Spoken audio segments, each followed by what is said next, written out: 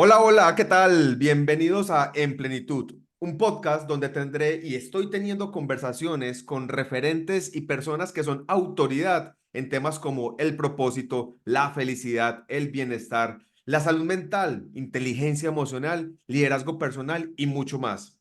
Disfruta este episodio. No olvides suscribirte, darle like o 5 estrellas y compartirlo si es de utilidad para alguien. La plenitud es de las pocas cosas que al compartirla se multiplica. En el episodio de hoy estoy con una persona muy especial.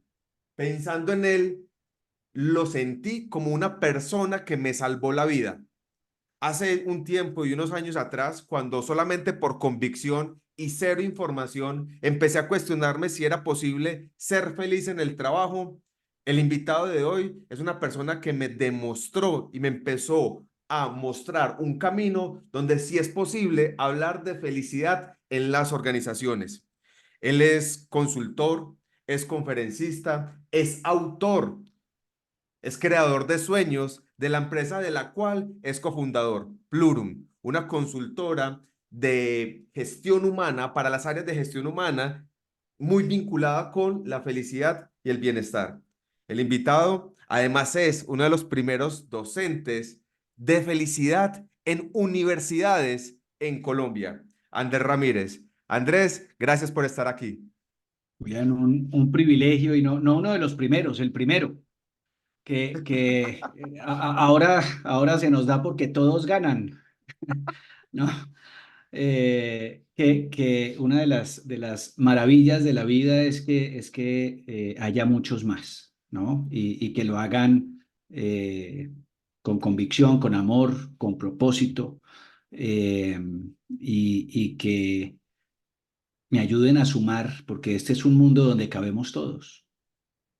Y sí, tenés razón y acepto el regaño, pero recuerdo como si fuera ayer cuando yo dije, bueno, ya entendí que lo que estoy buscando es el mundo de la felicidad organizacional.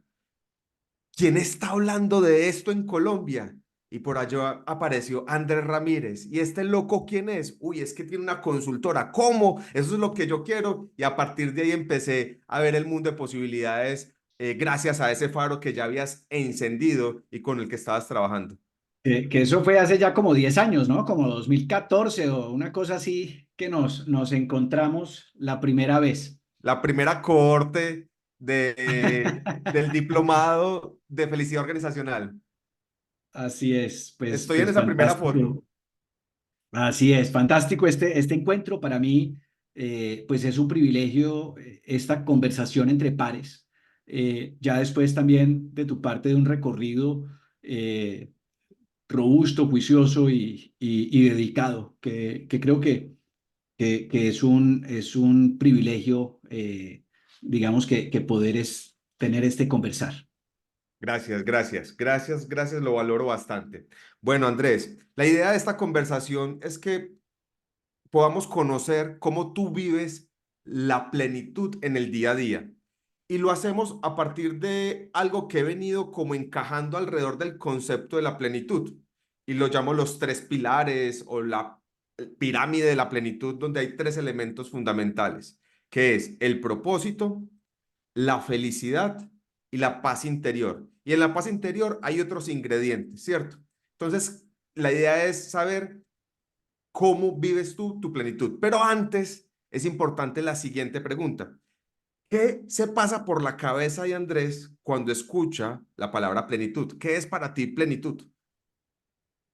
Plenitud tiene que ver para mí con serenidad, tiene que ver con experimentar en el presente el estar viviendo una vida bien vivida. Para mí, la plenitud tiene que ver con una sensación de presente o con un deseo de futuro, pero quiere decir que no la tengo, que no la experimento, o con una añoranza de pasado, que quiere decir que la tuve, pero que hoy no.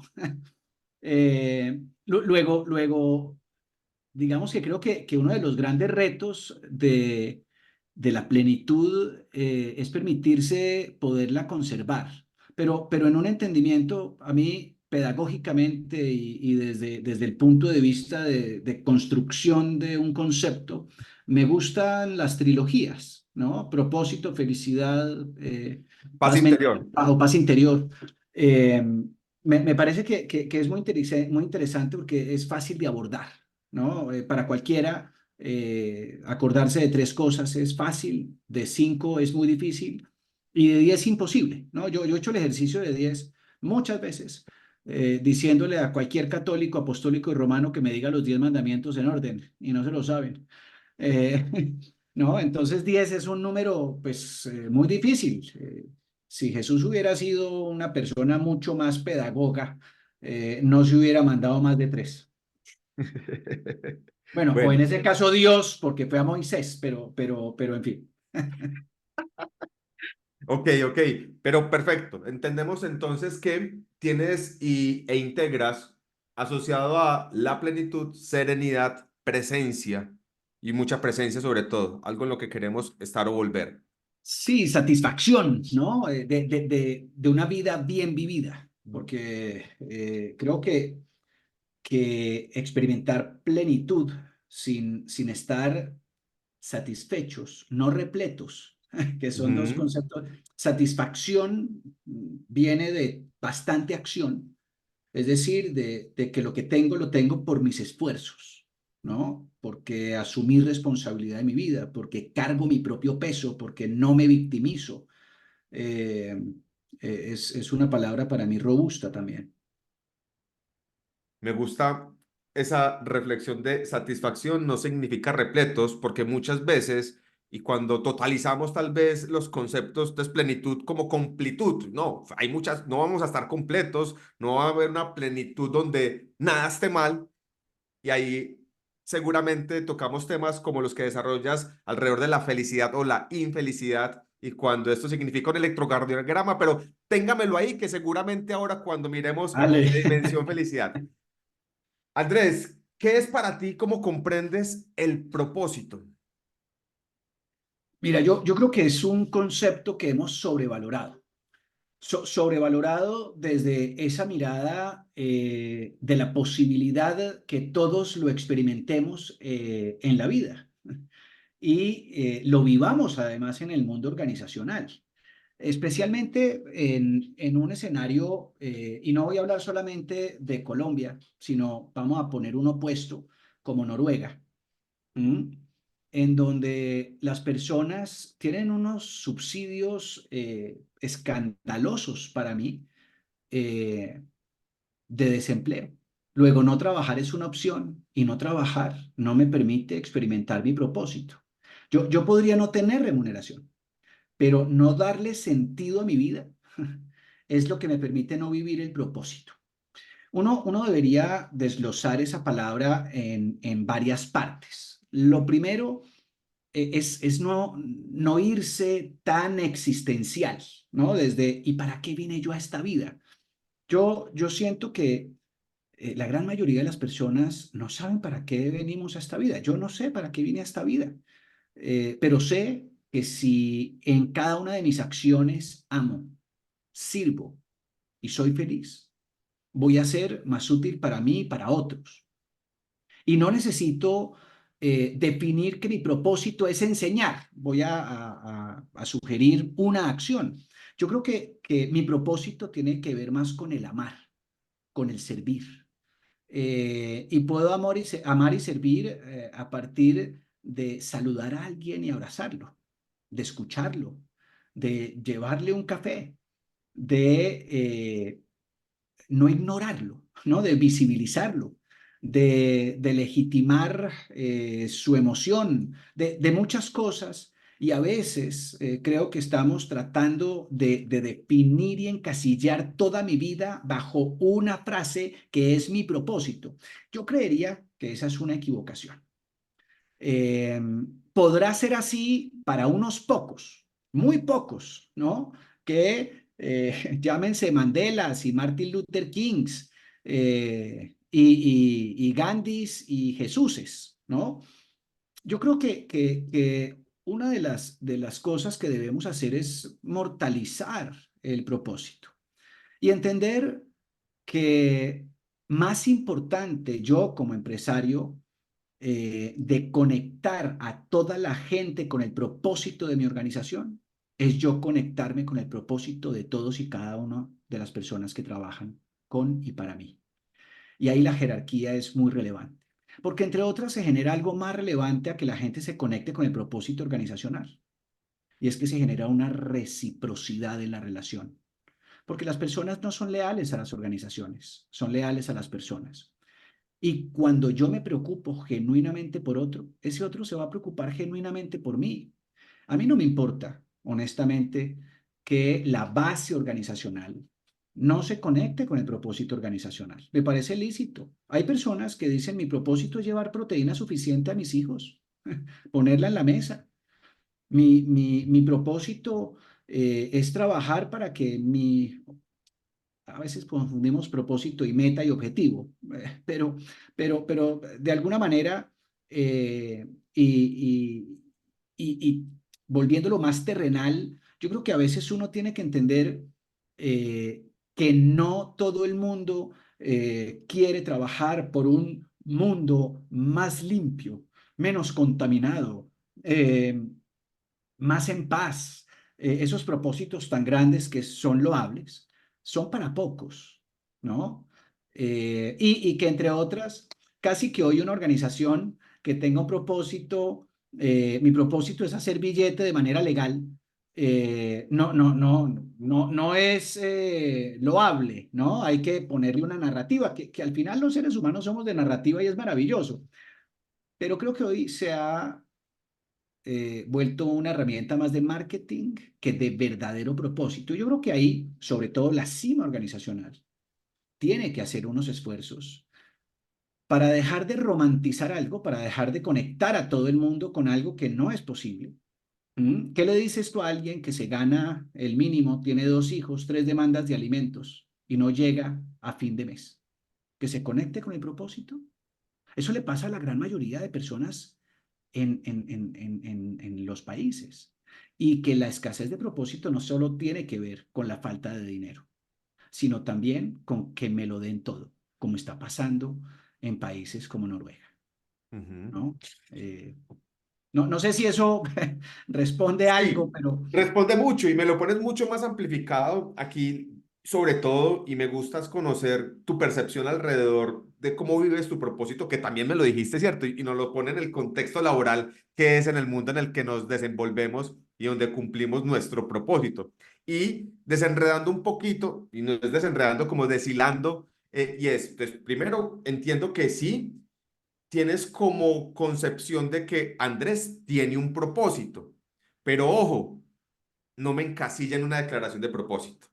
Y si yo puedo vivir en propósito, la brújula que tengo para sentir que estoy viviendo en propósito, vinculando propósito con sentido de vida, es amar, servir y ser feliz. Si estoy amando, si estoy sirviendo y si estoy siendo feliz, Andrés se siente vinculado a su propósito, sin necesidad de decir, mi propósito es amar, servir y ser feliz todos los días.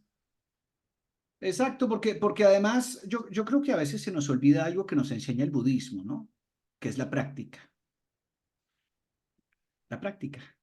la meditación constante, la práctica. Y hay que salir y practicar. ¿No? Salir y practicar, y salir a vivir, y salir a hacer. Eh, y, y debemos también, creo que, pasar de la declaración a la acción. A veces nos quedamos en enunciados, ¿no? A mí me priva ver organizaciones con todas las paredes brandeadas Ujú. de cosas que nadie entiende o que tienen significados totalmente distintos para personas dentro de la misma organización.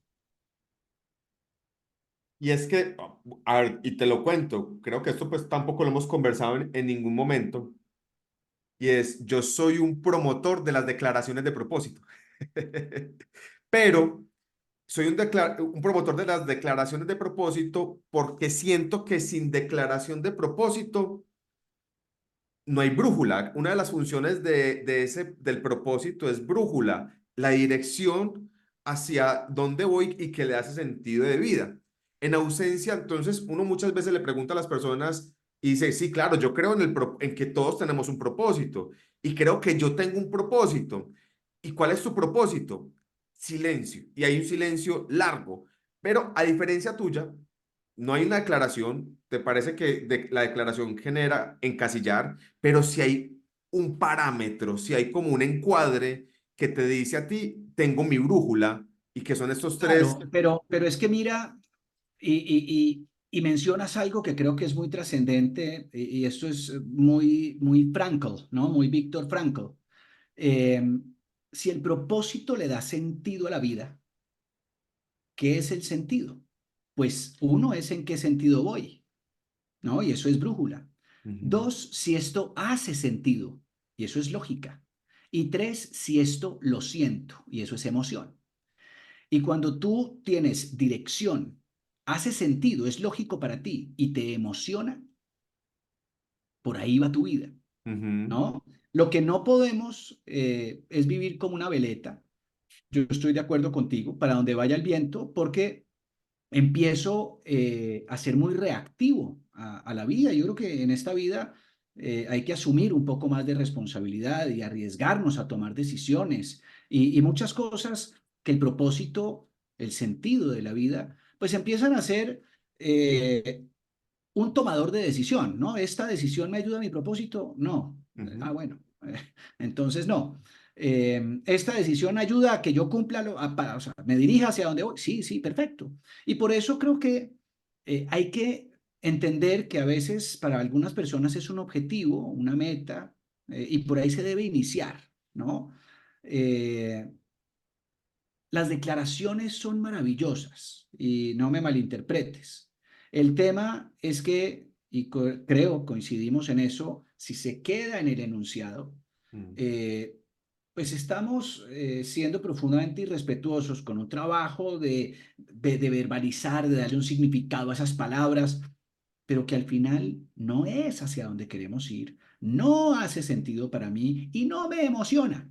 ujú. ¿Mm? Sí. Entonces, es fundamental el entender que el propósito debe darle sentido a la vida. ¿A cuál? A la mía, no a la tuya. Ya, Tú sí, tienes la sí. responsabilidad de encontrar el sentido de tu vida. Y eventualmente, fíjate, tú y yo tenemos un propósito común y Ujú, pertenecemos a una comunidad donde hemos podido construir un nosotros que ujú, ya trasciende el yo.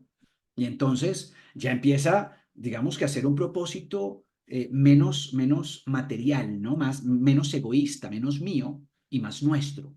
Pero eso es parte de la trascendencia de la vida, ¿no? Y también creo que hay que entender que no todo el mundo está en el nosotros. Hay personas que están en el yo y que seguramente se mueran en el yo. El punto es que ese yo jamás debería pasar por encima de otros, que es desafortunadamente lo que muchas veces el egoísmo genera, ¿no? Eh, Esta semana o la semana pasada fue noticia, tú que sé que practicas también el ciclismo, de pronto reconocerás a este comentarista Sábato, el argentino de apellido Sábato, que fue claro, contratado claro. por un canal local y en una entrevista creo que le decían, "Hey, ¿cuál es tu propósito y cuál es tu mayor sueño? Ser el mejor papá del mundo. Mm. Eso es lo que, y está perfecto. Y seguramente ahí él cumple su misión, cumple su objetivo, cumple sus metas y es lo que él ocupa y le da sentido a su vida, ser el mejor papá del mundo, Sí, ser sí. que se sientan orgullosos de él sus hijos. Esto está quedando muy chévere y estas reflexiones que nos estás compartiendo. Pero mira, mira lo triste que es declarar un propósito como ser el mejor papá del mundo. Ujú, Porque si bien no es natural y no hemos querido ponerle ni siquiera nombre a perder un hijo, él puede perderlo o perderlos. ujú. Y si no tiene hijos, entonces no tiene propósito. Yo creo que eso es irresponsable y de muchas formas mediocre. Lo que pasa es que suena muy lindo, ¿no? Y a la gente le gusta decir lo que otros quieren oír, ¿no? Especialmente si una de las tareas de alguien es ser divulgador, comunicador. A veces nos preocupamos más por decir qué querrá oír la gente y no por decir algo que al menos nos sacuda y nos permita profundizar en algo para llegar más hondo. Y a mí me parece bastante mediocre el propósito de ser el mejor papá del mundo. Yo quiero genuinamente que mis hijos sean felices, pero mi propósito no es ser el mejor papá del mundo. Ese es mi deber, es mi responsabilidad, porque hay demasiado imbécil que trae hijos al mundo para no conocerlos. Ese no es mi propósito. Ok. Esa es mi obligación Sí. como papá, ¿no? Y a veces se nos olvida eso, pero romantizamos todo, porque es que suena bonito, pero es bastante mediocre. Ok, te respeto y como dices tú ahora también es, bueno, es el mío, no el tuyo. Habría que validar si también es desde el ejercicio de la comunicación y con lo que dices, me sumo a algo y es, listo, faltan los hijos. Llega a suceder que faltan los hijos. Y por eso, en función de tal vez, si se tiene una declaración, no se lo tatúe, porque también vamos evolucionando. Para quienes de pronto no se lo tatúe, porque vamos evolucionando. Y ser un buen papá, ser el mejor papá del mundo es un deber. Vamos quedándonos con esos apuntes. Andrés, siguiente dimensión de el triángulo de la plenitud. ¿Qué es para ti? Y es de lo más genuino de tu ser, no tanto así como digamos, lo compartes y lo promulgas. ¿Qué es para ti ser feliz? ¿Qué es para ti la fe? No, perdón, la hice mal. ¿Qué es para ti la felicidad? No ser feliz, ¿qué es la felicidad para ti? Voy a darte un par de conceptos muy rápidos para diferenciar palabras. El bienestar es mi entorno. Un gran bienestar no necesariamente me permite ser feliz. El placer lo confundimos muchas veces con felicidad, porque es muy táctil, ¿no? Es de los sentidos. Eh, Dante Alighieri sugiere que el infierno lo visitamos cuando inmoderamos los placeres. Luego, el placer no es felicidad y puede alejarme sustancialmente de ella.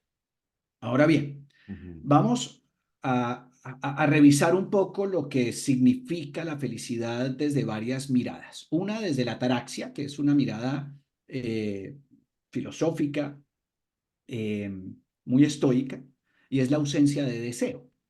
¿No? Yo pensaría que ese es un estado muy complejo. Yo no he llegado a la ataraxia, ¿no? Yo vivo deseando cosas, entre otras porque el deseo nace en el vacío. ¿M? Y yo carezco de muchas cosas. Y seguramente eso habla de mi terrenalidad y de mi mortalidad y mi escasa espiritualidad. Mm, pero sí creo que de alguna manera, y soy más epicúreo honesto, la felicidad nos la da la moderación, ¿no? La moderación de la vida, pero también la eudaimonía, que es muy aristotélica, que tiene que ver con el tomar mejores decisiones. Entonces, mira lo que para mí es la felicidad. Tiene que ver con moderarnos, moderar nuestros deseos. Tiene que ver con tomar mejores decisiones y desde la psicología con relacionarnos mejor. ¿Con quién? Con nosotros mismos, con otros y con nuestro entorno. Construyendo relaciones sanas, no positivas, no sin conflicto. No, relaciones llenas de fricción, como las relaciones, ¿no? Como si fueran unas relaciones de verdad. Relaciones donde sabemos poner límites, donde estamos negociando permanentemente, donde tenemos claros los no negociables, donde amamos y nos entregamos de manera incondicional.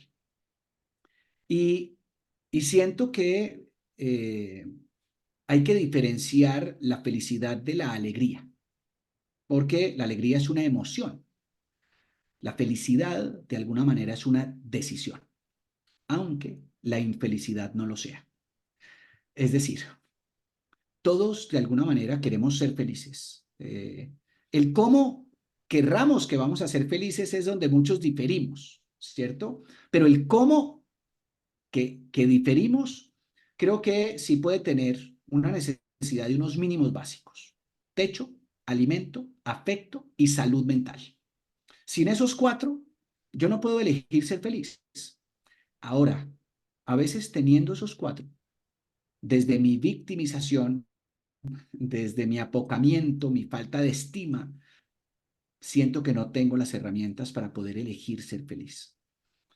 Pero nuevamente, es elegir ser feliz, no es ausencia de dolor, no es ausencia de dolor, no es ausencia de dificultades, sino que llevo construyendo un ser humano que tiene las herramientas para enfrentar lo que la vida le entrega. Relacionarme y estar acompañado de otros es vital para la felicidad. Se habla mucho de las relaciones, pero a ese concepto hay que agregarle relaciones de largo plazo. A mí me sorprende cómo hoy, si no me gusta algo que tú digas, te bloqueo y huyo. Y estamos construyendo unas relaciones tan livianas, tan superfluas. Débiles. Estamos en un mundo que premia la incultura. Estamos en un mundo profundamente solitario y donde se construye cada día menos comunidad. Menos comunidad, no de pertenecer a una comunidad digital, ¿no? Ujú. Infinita, ¿no? Comunidad donde yo sé que cuento con otro, donde puedo experimentar el afecto, el abrazo, eh, el propósito. Creo que la felicidad es un constructo. ¿Mm? Que tal vez tú, igual, ¿no? Desde el concepto plenitud, Ujú. no es una cosa, es un constructo, y es un Ujú. constructo de muchos esfuerzos, y que si uno eh, se pone muy fino en definir propósito, felicidad, paz interior, pues hay un universo de cosas, pero en las que todas confluyen. Y tal vez podríamos llamarle plenitud, felicidad, paz interior, eh, serenidad, en fin, a cosas, pero yo creo que de alguna manera vamos a vivir mejor si somos mejores seres humanos. Y ese mejor ser humano debe tomar mejores decisiones, ¿no? Y para tomar mejores decisiones debo no solamente estudiar, prepararme, sino actuar, porque la decisión debe pasar de la emoción a la acción. No me puedo quedar en el enunciado. Ahora, todo esto y cómo en el día a día Andrés construye y cultiva su felicidad. Con hábitos. Yo creo que, ¿Cuáles? mira, la meditación, el ejercicio, el dormir bien, el alimentarme lo mejor posible. Yo soy un poco reducitariano, es decir, todo lo que sé que me hace daño, que me encanta, trato de comer lo menos posible, ¿no? No he sido extremista en cosas, pero digamos que como lo mejor posible, Ujú. entendiendo que como muchas cosas que no debería comer, como por ejemplo azúcar. Me privan los postres. Ahora estaba almorzando y me fui a comer un postre, ¿no? Porque me encanta. Lo que intento es comer un postre al día, que no siempre lo cumplo, pero después de almuerzo, mejor dicho, eso es impajaritable. Eh, pero digamos que al final son acciones que todos sabemos, ¿no? Dormir bien, comer bien, hacer deporte, cuidar la mente. Y cuidar la mente es un ejercicio complejo porque también tengo que ver de qué el alimento, ¿no? A quién sigo, de quién me rodeo, con quién converso, de qué converso. Eh, y el silencio que fortalece el espíritu. Y es que a veces confundimos espiritualidad con religión. Y yo creo que eso es un error, porque el fortalecimiento del espíritu para mí me permite enfocarme en dos tareas fundamentales que cuando estoy espiritualmente fuerte logro, que es fortalecer el carácter y la voluntad. El carácter me permite poner límites y decir que no cuando debo decir que no. Y la voluntad me permite hacer lo que debo hacer aun cuando odie eso que debo hacer, ¿no? Eh, Muchas personas creerán que los que corremos maratones y triatlones y grandes fondos nos levantamos a las 4 de la mañana emocionados, ¿no? No, la gran mayoría de veces me da una pereza horrible, suena el despertador y quiero matar a alguien, eh, pero fui entendiendo que voy a pelear, voy a pelear, voy a pelear, pero me voy poniendo los tenis, me voy poniendo las cosas y salgo, ¿no? Y resulta que la motivación la experimento cuando vuelvo de correr. Si alguien está esperando a tener motivación para salir a correr, quédese quieto y jamás le va a ganar al sofá, porque la motivación es un motivo más una acción. Es decir, la motivación es a posteriori.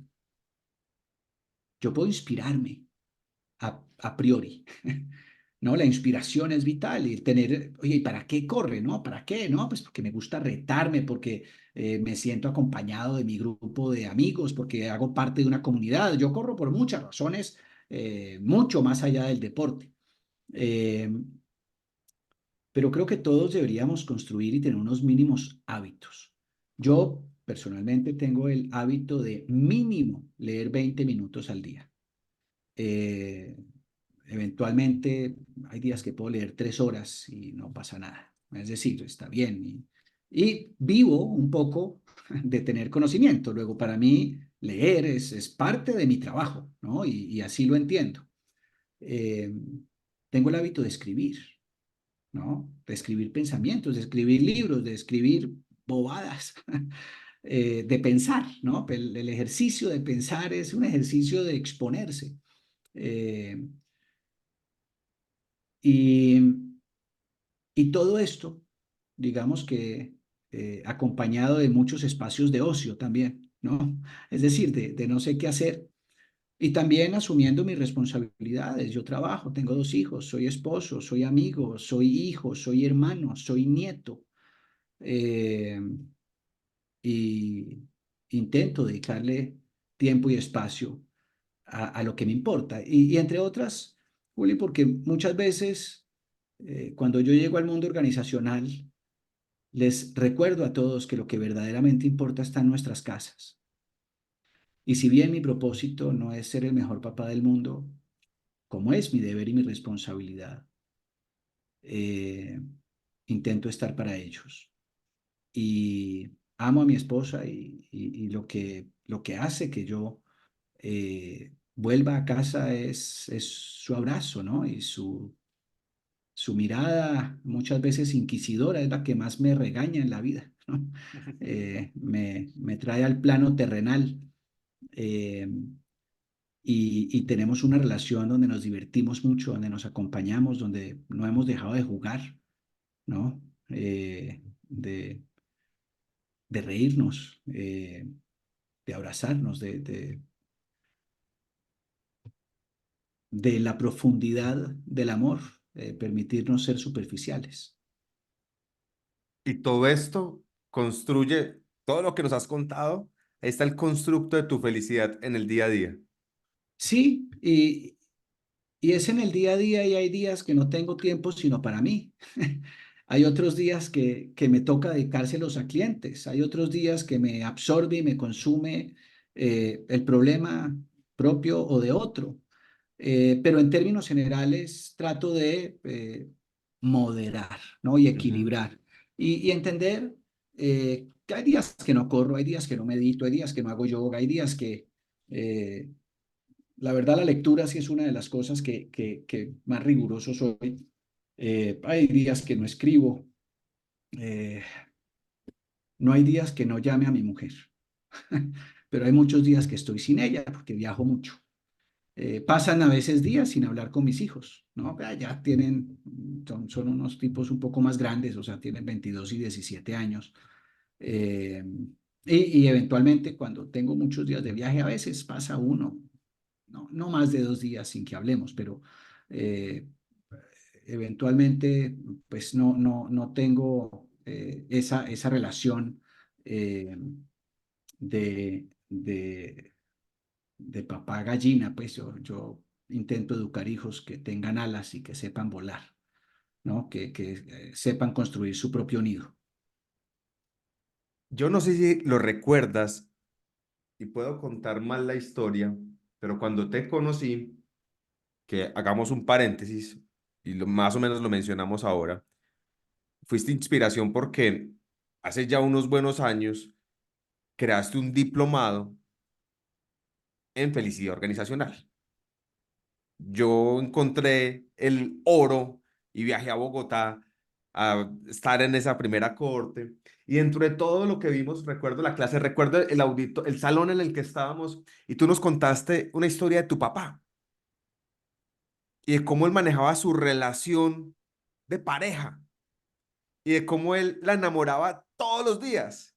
Y hoy te veo así, como tu papá, enamorando y haciendo todo lo humanamente posible para que tu relación y tu matrimonio hoy la estés cultivando de esa manera. Sí, mira, porque además ese entonces yo estaba muy recién separado, casi que con mis enero, mis febrero, mis marzo, mis abril, ¿no? En un desorden sentimental o de pareja o un desinterés también Ujú. de, de comprometerme en ese momento enorme. Pero la fórmula es clara, ¿no? Es como enamoro a la misma persona todos los días. Eh, y, y ahí está lo verdaderamente importante. Mis hijos se van y espero que con ella podamos permanecer, pero entiendo que puede acabarse. Pero todos los días haces lo que está en tu poder, bajo tu control, para amar, servir y ser feliz. Y en esa dimensión, especialmente de esposo. Así es, así es. Bueno, tercera dimensión, tercer pilar de este triángulo de la plenitud, paz interior. Mira, Andrés, que alrededor de la paz interior y reflexionando sobre ella, dije, bueno, ¿y qué tal si paz interior es la sumatoria de salud mental, salud emocional, salud física y salud espiritual? Siento que cuando unimos esos elementos, si yo tengo todo esto, salud, y también me gusta utilizar como salud guión energía, salud y energía mental, salud y energía física, emocional, espiritual, ahí hay paz interior. Y también le incluiría salud financiera e inteligencia financiera, que complementa, pero como no sé tanto de inteligencia financiera, no me meto mucho con ella. Eh, ¿Qué es para ti? Y esa interpretación de paz interior y cómo cultivas tu paz interior. Yo soy una persona profundamente intolerante, ¿no? Me molesta mucho la estupidez. Me molesta que se cuelen en las filas. Me molesta que haya unos imbéciles en los aeropuertos y en los aviones sin audífonos, ¿no? Viendo huevonadas, eh, molestando al otro, ¿no? Me molestan muchas cosas. Eh, lo que muestra mi falta de paz interior, porque al final no es la ausencia de inconvenientes y de dificultades, sino que en la adversidad sepas enfocarte en lo que realmente importa. ¿Mm? Yo no muestro paz interior cuando no hay tormenta. No, no, yo muestro paz interior en la tormenta. Ahí es que demuestro qué tanta paz interior tengo.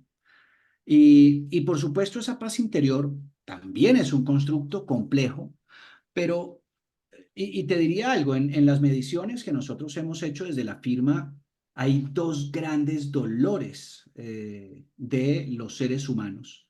Si eso pasa en el mundo organizacional donde tienen un salario, no me quiero imaginar fuera del mundo organizacional. Y es, la gente no sabe manejar su tiempo y no sabe manejar su plata. La salud financiera es vital y tal vez todos los que hoy ganamos más del mínimo, todos iniciamos con el mínimo, o la mayoría, pero hemos tenido algo de disciplina de ahorro e inversión, que son dos cosas distintas.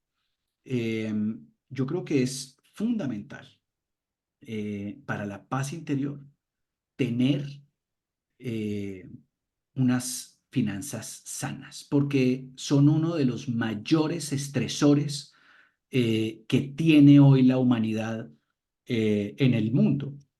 Y no solo en el capitalista, ¿no? Eso es o sea, el marxismo es una idea divina, simplemente que se equivocó de especie, ¿no? Está fantástica para las hormigas, para las abejas, para esas cosas.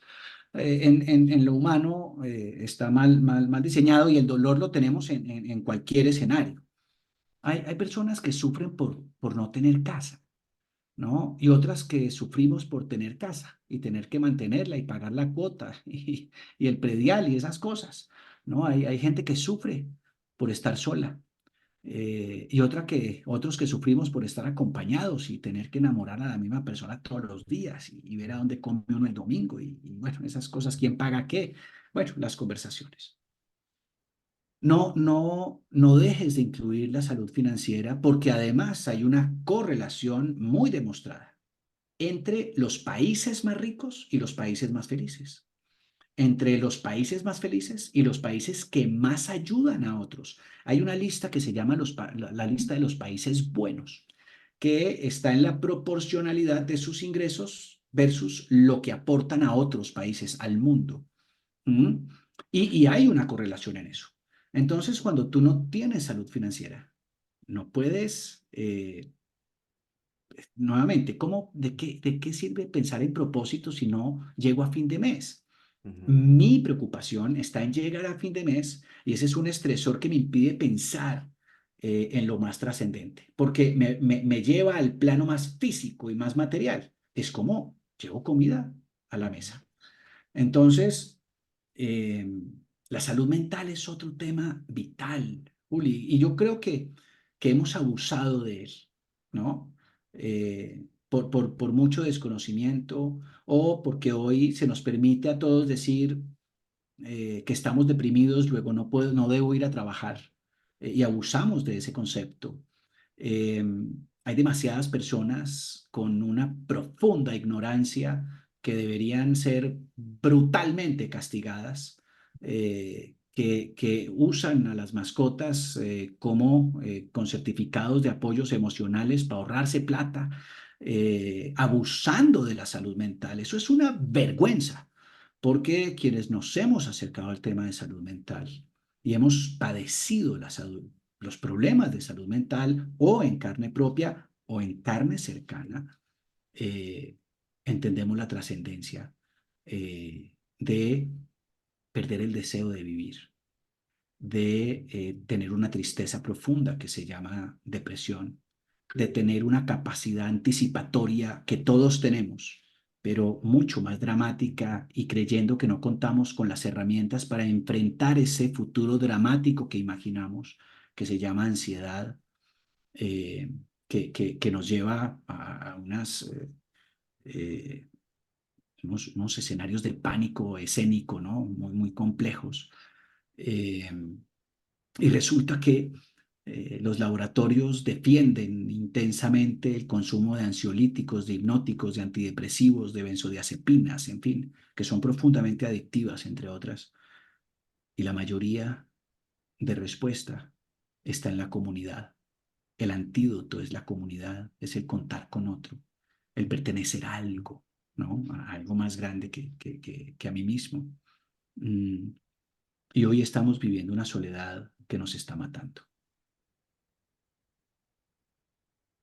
Bueno, yo creo que, y no eres la primera persona que me lo dices, y por eso hoy me atrevo como a compartírtelo, el elemento de la salud financiera, vamos a incluirlo y sobre todo a desarrollarlo también, como seguir mirando y cómo acompañar a las personas y a las organizaciones para que esa conciencia financiera siga creciendo para contribuir en ese elemento de paz interior. Andrés, un ejercicio por cada una que tú recomiendes para cultivar la salud mental, física, emocional y espiritual, desde esa distinción que nos hacías desde el principio, no necesariamente espiritual es religioso.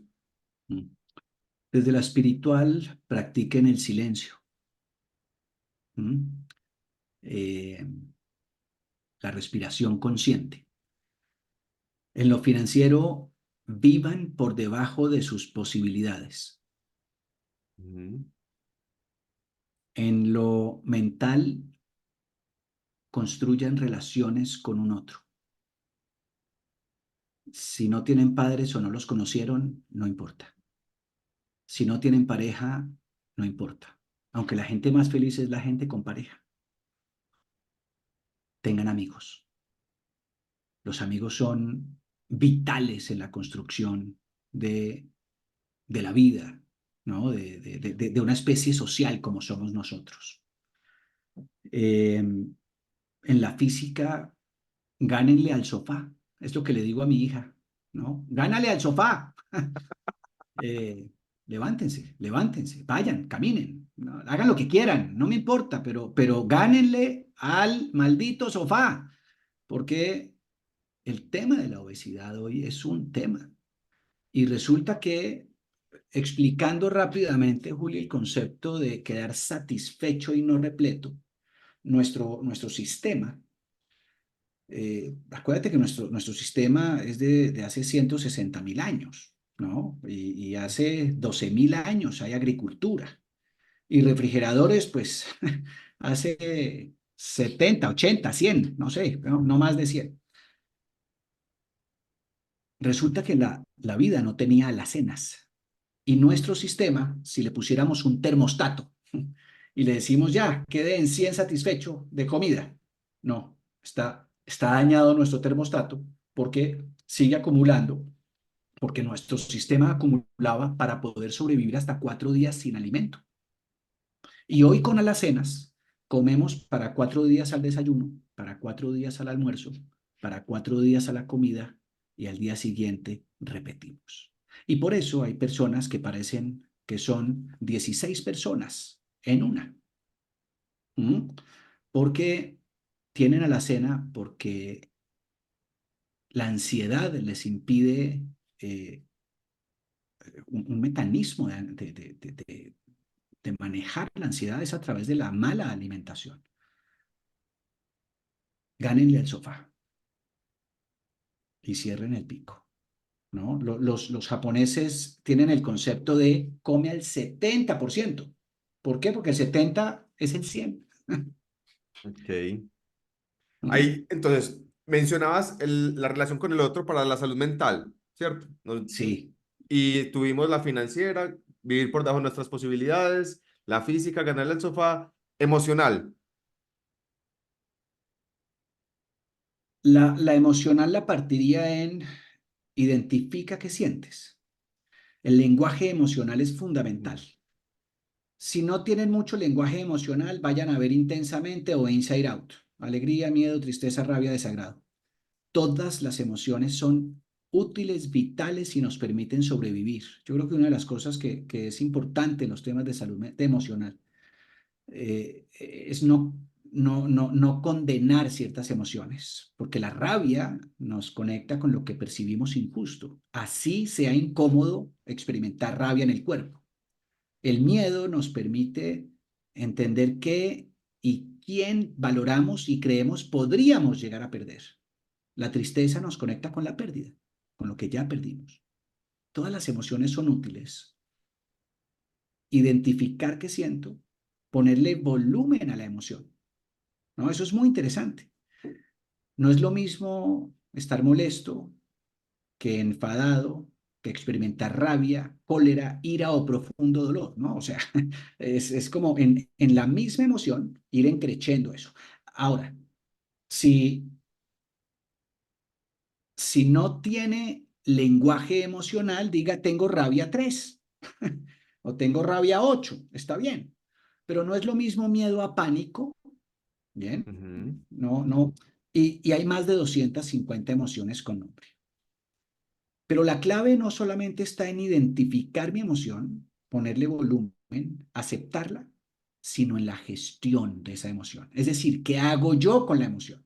De nada sirve que yo diga, tengo rabia y esta rabia tiene volumen 8 y acepto que tengo rabia y le pego un puño a la pared. Porque entonces ahí no hay gestión emocional, no hay salud emocional. A mí en lo personal no me gusta meter las inteligencias en diferentes cajones, como lo plantea Gardner, Ujú. ¿cierto? Que es muy útil para identificar. Yo tengo más inteligencia lingüístico-verbal, interpersonal, intrapersonal, existencial, lógica matemática, musical, colaborativa, en fin, es decir, un universo de 12 inteligencias múltiples que habla Gardner, que se podrían, ¿no?, dividir en mucho más. Yo creo que los seres humanos somos inteligentes y, y tenemos algunas habilidades más desarrolladas que otras. Nadie es solo inteligente porque sepa sumar y nadie es más inteligente porque sepa reconocer su emoción.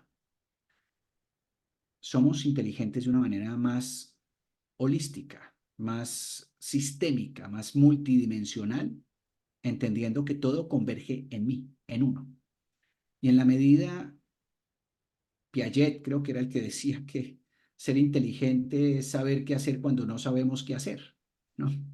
Eso tiene mucho que ver con la intuición y con todo lo que nos hemos preparado para enfrentar la vida. Pero a veces, en esa paz interior, mi mayor invitación es no hagan una cosa, hagan todas, porque es un constructo, no es una acción, son múltiples acciones. Y, y de nada sirve que yo crea que puedo hacer una de ellas porque en el resto voy a fallar. Y, y necesitamos para realmente la paz interior de la que carezco y por la que trabajo mucho. Mm, necesitamos hacer muchas cosas. Probabilidades de que me veas, me encuentres en un aeropuerto mirando TikTok sin audífonos y me quieras dar un calvazo. De 10 15 me parece absolutamente irrespetuoso, incompetente, estúpido. Sin dejar de ser inteligente, pero inteligente. Tiene una inteligencia seguramente para otras cosas, o una muy alta inteligencia con un egoísmo profundo y una falta de conciencia del otro que en una comunidad nos hace poco inteligentes, ¿no? Yo creo que a Me, me veces parece, confundimos eso. me parece súper bacano en esta conversación, Andrés, y te quiero agradecer. Más allá, mucho se habla también de la vulnerabilidad, ¿cierto? Pero creo que aquí en esta conversación no es como vulnerabilidad, sino el reconocimiento frontal y auténtico de tus luces y tus sombras. O sea, sí, estamos en un mundo donde estamos compartiendo narrativas, donde estamos promulgando por un mejor mundo, pero somos seres humanos y cada uno con nuestras luchas y nuestros choques internos y me encanta de sobremanera cómo tú las conversas. Y creo que va más allá de la vulnerabilidad, ¿cierto? No sé si no es más allá, sino ese es el reconocimiento auténtico. O en un entendimiento de la vulnerabilidad total, y es, a los seres humanos nos cuesta mucho mostrarnos vulnerables porque otros pueden hacernos profundo daño al conocer nuestras vulnerabilidades. Yo creo que he logrado pararme de tal forma que puedo mostrar mi piel más débil sin permitir que otros puedan hacerme daño. Eh, y creo que eso es lo que me permite mostrar esa piel débil. Seguramente Ujú, otras no. Si considero que a partir de mostrar esa piel pueden hacerme daño, no la voy a mostrar, ujú. eh, porque no se necesitaría, digamos que mayor capacidad cognitiva para eso. Malicia indígena y ya. Pero sí creo que tiene que ver con, primero con el reconocimiento de lo mortales, de lo humanos, de lo imperfectos y el entendimiento del todo, ¿no? A veces, yo siento que a veces no entendemos a Dios. Dios no es solo bueno, nadie es solo bueno. Dios es todo. Ujú, Es el yin y el yang, es ujú. todo. Eh, y esa capacidad también la tengo yo. Lo que pasa es que yo lo vivo en tres planos. El físico, que es muy material, el psicológico, que es inmaterial, pero lleno de pensamiento, de narrativa, y la conciencia, que es la espiritual, donde se es y se sabe. Ahí viajo muy poco, pero quisiera viajar mucho más. No lo sé. Hay una definición de espiritualidad que me conecta mucho y es la relación que tengo conmigo mismo. Incluso, no sé si esa definición vino desde el diplomado de felicidad organizacional. No lo sé, pero espiritualidad es la relación que tengo conmigo mismo y creo que se nota ese ejercicio de conexión contigo mismo. Mira, los invito a que revisen textos como el Bhagavad Gita, ¿no? Que es un resumen de textos de un libro más grande, pero donde nos permiten entender este ejercicio de la conciencia, de cuando somos, porque alguien que es consciente es, no piensa, Mm. sabe, ¿no? Ujú. Eh, ese es un espacio que tal vez es cuando uno oye a personajes como Sadhguru, ¿no? Ujú. A Pranayanahanta, Yoganananda, a estos pues iluminados y elevados en unas conversaciones muy profundas, en donde tal vez es cuando uno dice, yo hago parte del todo, ¿no? Y son instantes, porque yo apenas me machuco un dedo, toda mi energía se va a ese dedo y a lo físico, ¿no? Y, eh, y los placeres y los sentidos me vuelven a traer a la tierra.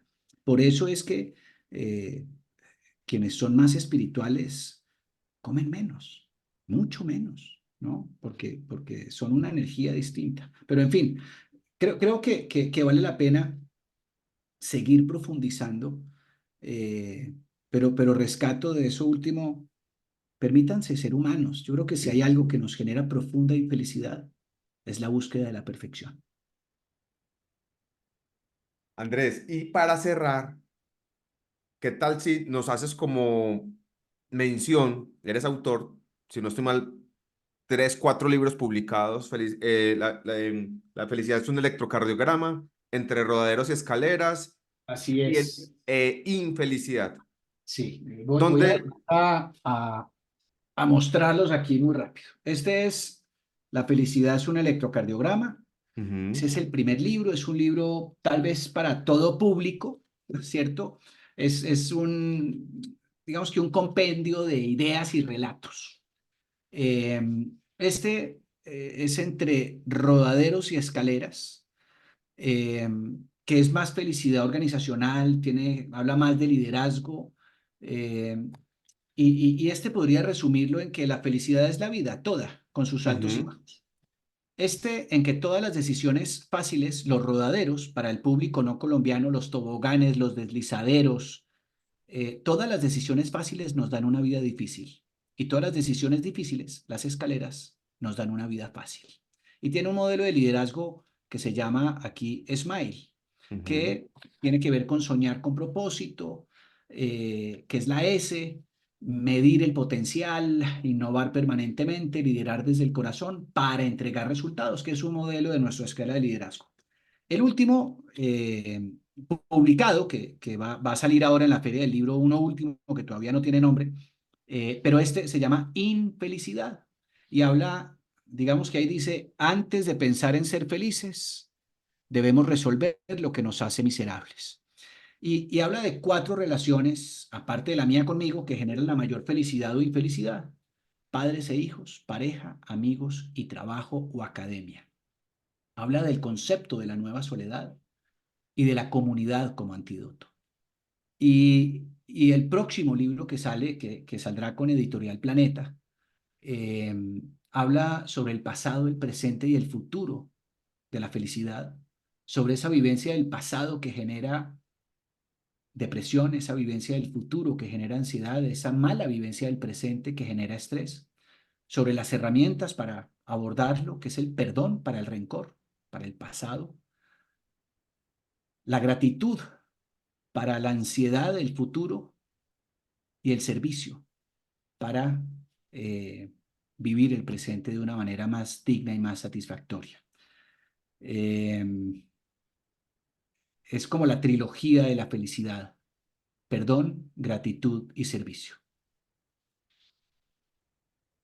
Muy conectado con amar, servir y ser feliz como unos lineamientos de tu propósito. Andrés, gracias. Voy a poner en la descripción de este episodio para que puedan acceder a tus libros, a los links donde pueden acceder a tus libros, conocer un poquito también sobre Plurum, si de pronto no conocen de Plurum y toda la consultora y lo que haces, tus conferencias y todos los servicios que prestas. Gracias por estar aquí. Gracias por compartirnos cómo interpretas y vives la plenitud en tu vida y en lo que haces. Nos estaremos viendo seguramente en otras oportunidades. Te cuento que este podcast en plenitud y la primera temporada van a haber 21 invitados. Solamente el 1% de los podcasts llegan a 21 episodios. Y ese es nuestro objetivo, que en estos casi 10 años de vida en propósito, estoy invitando a personas como tú que han influido, han inspirado este camino, especialmente en Julián Higuita, como en esa primera temporada, y estamos teniendo estas conversaciones. Si esto y este episodio te gustó, nuevamente no olvides darle like, compartir 5 estrellas aquí en tu reproductor de podcast. Nos vemos en un próximo episodio y en un próximo encuentro. Chao, Un chao. gran abrazo y qué privilegio estar aquí.